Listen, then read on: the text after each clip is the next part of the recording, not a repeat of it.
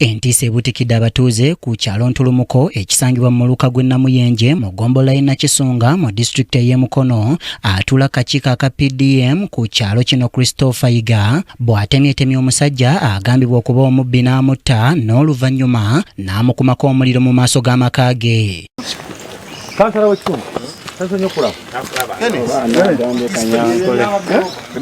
Bino bibaddewo mu budde nga busaasaana era wetuukidde mu kifo kino ng'ebitaba by'omusaayi bibunye ekiyumba ky'enkoko ng'ateggwa omulambo gubadde gukyali ku muliro nga ku mabbali gaagwo wasangiddwawo enkoko ezigambibwa okuba nti ono ziyebadde abbye.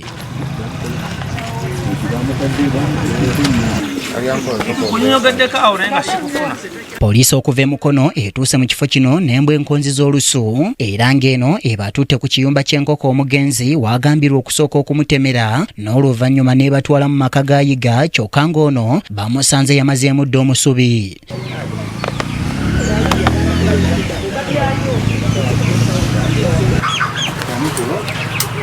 Bino byonna obwedda bikolebwa nga abatuuze batunulira obwedda ebigenda mu maaso era poliisi mukwaze nnyo weegwiridde ku bisi omuli ejjambiya n'enku ebigambibwa okuba nga Yiga bye yakozesezza okutta agambibwa okuba omubbi w'enkoko ng'era poliisi erabiddwako ng'esiitaana okuzikiza omulambo.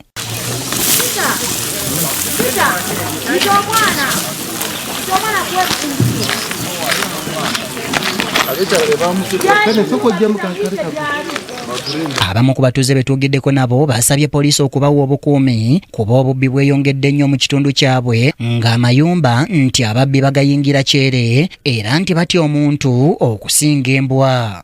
Mu nyumba kati tutya abantu kusinga embwa osinkana mbwa naye nga tosinkanye muntu wekiri obubbi bungi obeerawo zibeerese abakumi owulira babba wano. Ssentebe w'ekyalo kino Robinson Ndimukulaga annyonnyodde ku bibaddewo kyokka n'akinoganya ng'obubbi buno bwe buli obungi mu kitundu kye. Era nze nkitegedde ku makya 12 nga bukedde bano abagenda abakeera ogenda okukola mu factories omukyalo omu nankubira essimu nti waliwo omuntu gwe bookeza wano mu kifo bwekiti kyenakoze nange nenzija era nembisanga bubiri. Obubbi bwo toyinza kubulamu kubanga guba muze obubbi tobuyinza kukola mu kitundu. Abakulembeze abalala nga bakulembeddwamu kansala w'ekitundu kino ku Gombolola ey'e Nakisunga era nga yemukubiriza w'e Gombolola John Mpanga bagamba nti obubbi bw'ebisolo ku kyalo kino buli waggulu wabula ne bavumirira ekikolwa eky'okutta omuntu nga bagamba nti bandimukwasizza poliisi. Otugenza otuukawo nga tutabawo enkoko tetebereza okuba nti nno abadde mubbi wa nkoko kituufu atali kulonze kuli kulimba nti ekyalo kyaffe kiriko obubbi obw'ebisolo mbizi zibbibwa ente zibbibwa enkoko zibbibwa. Kakati wetufunye ekyekanga ekyo era ffena tugambye nti buno bubbi bwa bisolo oba oliawo ekintu ekikyamu naye tuyinza obuvumirira ekikolwa ekyo nti oba oli obandi mukutte ne bamuwa obuyinza poliisi naye banga ekola omulimu gwayo bebayambako mu kulaba nga bakwata omuntu okufuna kiki ddala ekivuddeko omuntu ono okuba nattibwa. Tulabiwo enkoko kiteeberezebwa nti kiyinza okuba nga obadde bubbi nga bwebamuviddeko okufa. Oluvannyuma poliisi eggyewo ebisigalira n'ebiteeka ku kabangali yaayo n'ebyolekeza eggwanika e Mulago ku lw'okwongera okwekebejjebwa ng'era enkoko wamu n'ebirala wano poliisi ebikutte ng'ebizibiti.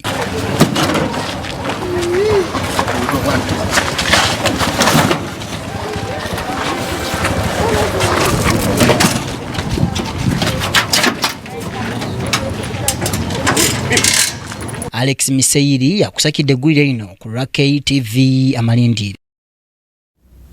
Ebyo nga tubitadde ku mabbali abakulembeze abalondebwa mu gavumenti ez'ebitundu bakyagenda maaso n'okkuba ebirayiro. Katulabe embeera nga bwe badde mu disitulikiti y'e Wakiso awamu ne disitulikiti y'e Buyikwe. Abakulembeze abalondebwa mu gavumenti z'ebitundu mu kulonda okuwedde bakyagenda maaso n'okkuba